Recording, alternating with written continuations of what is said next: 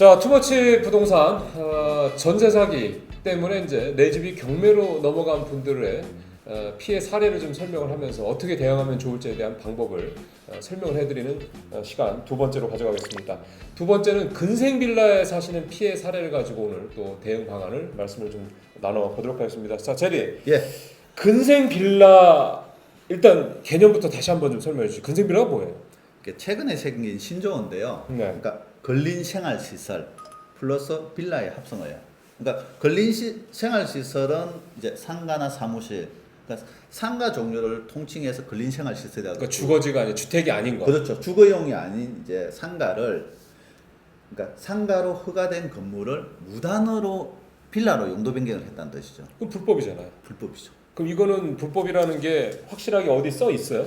그러니까 이 근생 빌라를 확인하는 방법 간단해요. 그러니까 건축물 대장을 띄워 보시면은 그 용도란이 있거든요. 네네네. 건축물 대장 용도에 뭐 주택, 다세대, 연립, 그리고 뭐 도시명 생활주택 이런 표시가 아닌 사무실, 상가, 근린 생활시설, 뭐 한의원 그게 구체적으로까지 네, 들어가요? 그런 게 표시돼 있다면은 이거는 누가 봐도 이거는 주택이 아닌데 이게 주택으로 돼 있구나. 그러면은 이거는 불법으로 용도 변경된 근생 빌라다 이렇게 보시면 돼요.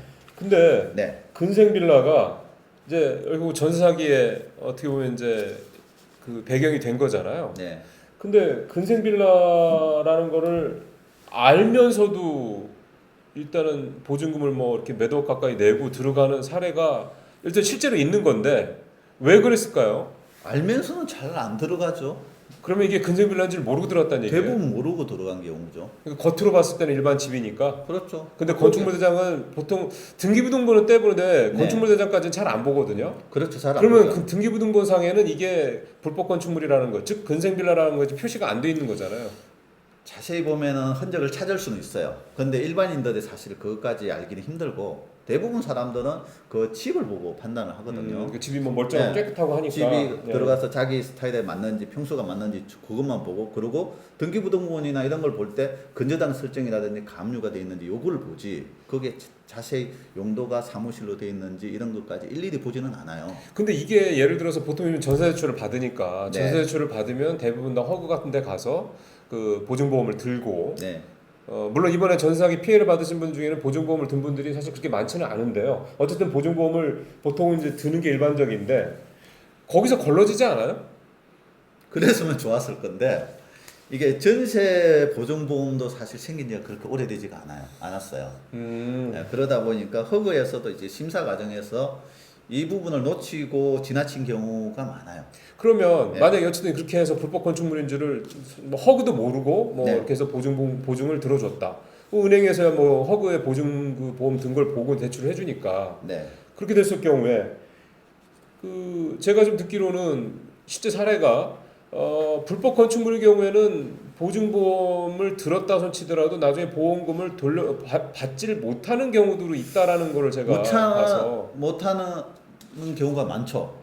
네, 많은데 이제 근데 그 부분은 좀 더 따져봐야 될 것 같아요. 왜냐하면은 이게 원래는 보증보험 가입이 안 되는 물건이잖아요. 네. 그런데 이제 그게 보증보험회사에서 본인들이 잘못해서 가입이 됐다 그러면 그거는 이제 세입자를 보호를 해주는 게 맞겠죠. 그러면은 자기들이 그거에 대해서 이제 그 자기들의 실수를 인정을 그렇죠. 하고 보험금은 돌려주는 걸로. 그렇죠. 과실 여부를 따져봐야 되겠죠. 그러니까. 예, 예. 예. 근데 이제 뭐 그게 아니고 임차인이 보험 계약 과정에서 서류를 제대로 제출 안 했다든지 뭐를 누락시켰다든지 그런 책임이 있다 그러면 당연히 보증보험회사에서는 보험 처리를 안 해주겠죠. 그러면은 일단은 이거는 보증보험을 100% 즉 허그를 100% 믿을 수가 없을 수 있으니 네. 결국은 내가 이게 근생 빌라인지 불법 건축물인지 아닌지를 내가 처음에 잘 그렇죠. 파악을 해야 되는 게 중요하겠다. 그렇죠. 이사 들어갈 때 그런 부분까지 꼼꼼히 확인을 하고 이사를 들어가는 게 좋죠.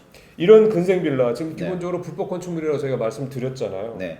앞서 사례처럼 그러면 이런 불법 건축물에 내가 임대를 해서 들어갔을 경우에는 내가 대항력을 가질 수 있나 싶네요.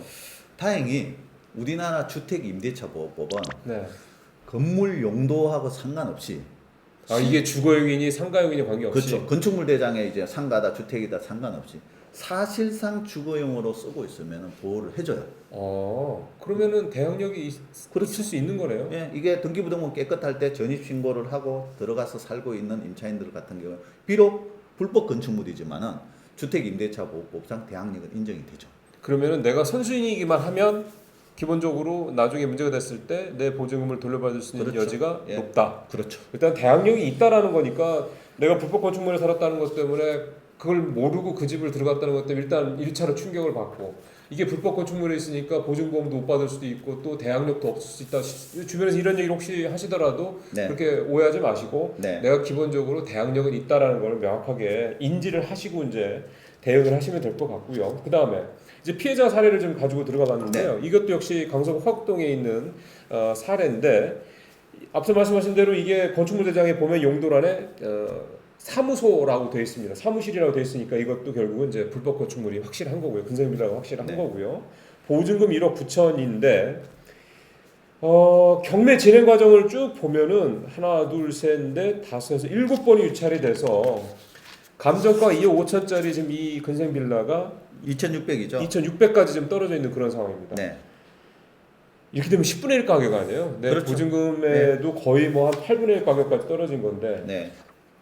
일단 첫 번째 낙찰이 이렇게 안 되는 이유는 여기 자세히 보시면은 네. 요 물건도 이제 김용현 씨 소유의 물건인데요. 이것도 이제 그 그렇죠. 3인방 중에 하나인 예, 김용현 화곡동 겁니다. 김용현 씨 물건인데 여기 보시면 아까 물건하고는 달리 이게 감정가가 2억 5천이고 전세 보증금 1억 9천이란 말이에요. 네. 그러니까 6천 정도 갭이 있어요. 네, 네, 예, 갭이 있기 때문에 얼핏 보기에는 나쁘지 않아 보여요. 예, 제3자가 뭐 1억 9천을 다 물어준다 손 치더라도 시세하고 좀 차이가 있을 것 같고 충분히 입찰을 할 법도 한데 이게 자세히 보시면 이제 건축물 대장상이 이제 사무소로 돼 있어요. 네. 이게 그러니까 좀 전에 설명드린 건생 빌라인 거죠. 그런 거죠. 대표적인. 네. 그러다 보니까 이 빌라는 사실상 주거용으로 쓰이고 있지만은 불법 용도 변경된 건생 빌라이기 때문에 요거를 사게 되면은 낙찰자는 추가로 뭐 이행 강제금을 매년 내야 되거나 또는 이걸 원상 회복을 해야 되기 때문에 그런 거 불편함과 비용을 따지면 사실 이게 또 메리트가 없는 물건이 되는 거예요. 이행 강제금도 계속 매년 내야 되고 그렇죠. 또 원래 상태로 또 원상- 원래 근생 그 사무실 상태로 또 예. 개조를 해야 되는 비용까지 또 내야 되고 그것도 뭐 몇 천이 들 수도 있는 거니까. 그렇죠.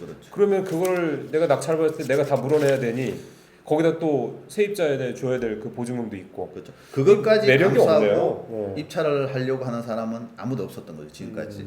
그럼 이 집은 벌써 7차례 유찰 이렇게 된다면 이제 2,600이 아니라 뭐 몇 배까지 떨어질 수 있다는 얘기잖아요. 계속 간다고 그러면. 그렇죠. 가격이 쭉 그러면은 빠질 수 있죠. 끝까지 유찰이 된다. 네. 그러면은 이 저 피해자 최 씨는 어떻게 해야 됩니까? 최신이 이제 지금도 많이 고민을 하고 계실 거예요. 이게 왜냐하면은 지금 여러 차례 경매 진행을 했는데도 아무도 입찰을 안 하거든요. 네. 예, 그러면은 제3자들은 사실상 이 물건에 관심이 없다는 뜻이거든요. 그렇죠. 그러면은 이 임차인 입장에서는 이거를 본인이 낙찰 받아서 해결을 하든지 아니면 더 기다리든지 그 둘 중에 하나를 결정해야 되는데 제가 보기에 지금 굉장히 고민스러운 상태일 것 같아요. 그러면은 제리가 생각할 때는 제리가 직접 조언을 한다면 직접 경매를 할 거냐 아니면 네. 계속 기다릴 거냐 뭐를 더 권유를 하고 싶으세요? 그러니까 이제 뭐 결국에는 직접 낙찰 받는 거죠. 결국 그게 가장 최고의 경우의 수가 된다. 근데 이제 본인도 지금까지 기다렸다는 것은 자기도 정말 이 집을 직접 사기는 싫다는 뜻이에요. 뭐 그러겠네요. 여러 가지 상황이 있을 수 있겠고 그러면은 진짜 여기서 몇 번 더 기다리는 것까지는 괜찮아요. 그렇지만 결국에는 계속 이제 유찰이 되면 어쩔 수 없이 임차인 본인이 입찰을 하는 수밖에 없다. 그래야 이게 경매로서 마무리가 된다 이렇게 보시면 돼요. 그러면은 나도 경매를 안 받는다, 낙찰을 안 받는다 그러면은 계속 유찰 계속 진행하다가 이제 결국에는 뭐 너무 가격이 빠지면은 결국은 경매 자체가 기각이 돼서 경매를 안 해요. 예. 취소가 돼요. 취소되는 사태가 될 수도 있죠. 그러면 그러면은 어떻게 돼요? 자기는 그동안 한 게 헛고생이 되니까 네. 경매 비용도 날리고 왜냐하면 임차인이 직접 경매 신청을 했거든요. 그렇죠. 여기 이제 강제 경매를 신청한 건데 본인이 경매 신청한 비용이라든지 이런 걸 다 날리기 때문에 물론 이제 나중에 몇 년 지나서 시기가 좋아질 때 또 경매를 넣을 수는 있겠지만 어찌됐건 지금까지 경매 진행된 거는 결국에는 헛고생이 되는 거죠. 그 등기권리상에 보면은 네. 근저당 4,440만 원이 설정이 됐어요. 박모 네. 씨라 그런 사람 이름으로. 네. 내가 낙찰을 받으면 이 근저당 문제는 어떻게 되는 겁니까?